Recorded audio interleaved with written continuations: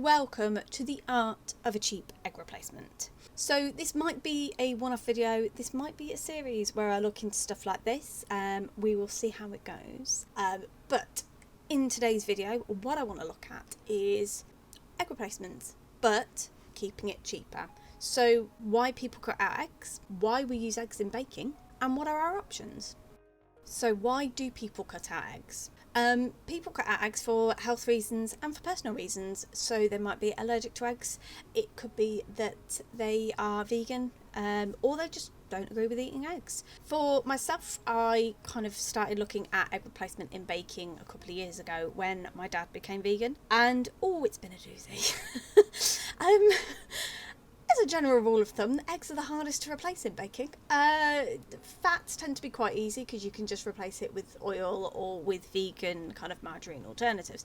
Eggs are quite hard to replace in baking. There's been an awful lot of bakes that have gone wrong, and I've been very passionate about keeping the egg replacement cheap as well, because I know what it's like to not have a great deal of money. And especially for people who don't eat eggs, it's such an awful thought that they could be on a budget and they're really struggling to find an alternative. So that's where I hope this video will help.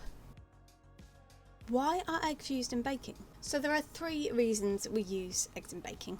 They are a binding agent. They basically help keep your ingredients together, so then they bake together. A good example of this is cake. So it helps hold all the ingredients together, so then when it bakes, it stays together, it gives it structure. A leavening agent. So this is where it helps the food rise. So eggs are very good at trapping air inside of them. So a very good example of this is meringues. So you whip them up, they hold air inside of them, and it helps to expand during rising, it helps to puff up, and gives it air, gives it lightness. And third, moisture.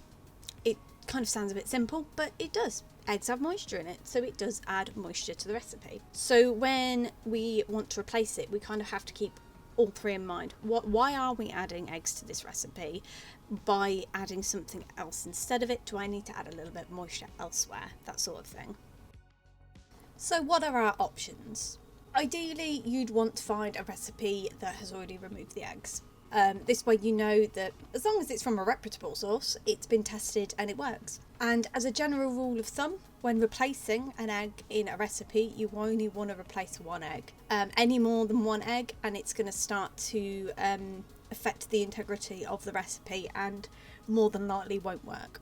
As it is this month, because it is Veganuary, I will actually be releasing a video every week which has one of these alternative replacements in the recipe. When looking at our options, because I want to look at this from a budget perspective as opposed to what's the most effective perspective, because I am very aware and I know from previous experience what it's like to not have a lot of money, and I don't want anyone to be left out, whether it that you want to be like me, you want to bake for somebody who is vegan, or you have a dietary requirement and you can't eat eggs and you really want to bake but you're on a budget. I want everyone to be able to be included in baking. The 3 options I have are 3 egg replacements have to meet 2 criteria. So as a general rule of thumb, they must be affordable to buy, which means 1, to buy the bag or package or tin, it must be less than £2, because £2 is the cost of 12 eggs. And 2, it must be per egg less than the cost of an egg itself, which is 14p. So just to go over that again, it's got to be less than £2 as the bag, the package, to buy the actual bag, package, tin itself, because that's less than the cost of a pack of eggs. And it must be less than the cost of an egg to use as the replacement of the egg. So in no order, Aquafaba, chickpea water, or the water from a can of chickpeas. As a pro, this is a good substitute for an egg white. Probably the best substitute for an egg white. It acts in a very, very similar fashion. A con of it is that it's not great on the taste. So when replacing eggs using Aquafaba, you want to add something else in there to take away from the taste of it. So if you're making meringues, you'd want to put a bit of vanilla in, something like that to just flavour it. So where would we use this? So mayonnaise, meringues and anything like that. Anything where you want to use it as a leavening agent because it traps that air really nicely. Our ratio per egg is 3 tablespoons. So where does that put us on cost? Well, a tin of chickpeas is 31p at my local supermarket. And per tin, you're typically getting about 120 millilitres, and each egg is 45 millilitres, so it's about 2.5 eggs per tin. This doesn't include the cost of the chickpeas, by the way. I am giving you those chickpeas for free, which means the cost per egg is 12.4p. Mashed fruit. So I'm going to look at bananas and I'm going to look at apple puree. It's rather healthy. You can reduce the sugar in your recipe, which is great if you're wanting to reduce the sugar for any particular reason.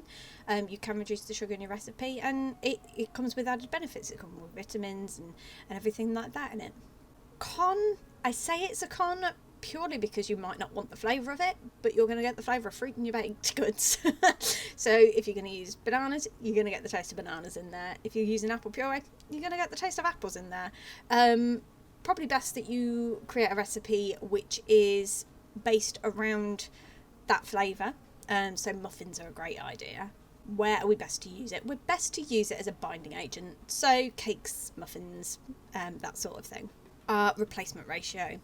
3.5 tablespoons of mashed or pureed fruit per egg.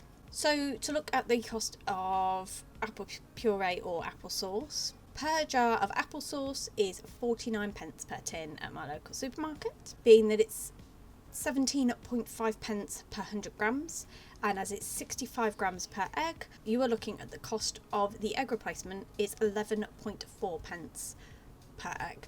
Bananas are even better. At the local supermarket, you can get 7 bananas for £1. That works out at 14.3p per banana, which is 7.25p per half banana, which is approximately 1 egg. And finally, yogurt. I have compared this to soya yogurt purely because I'm looking at this from a standpoint of trying to be vegan.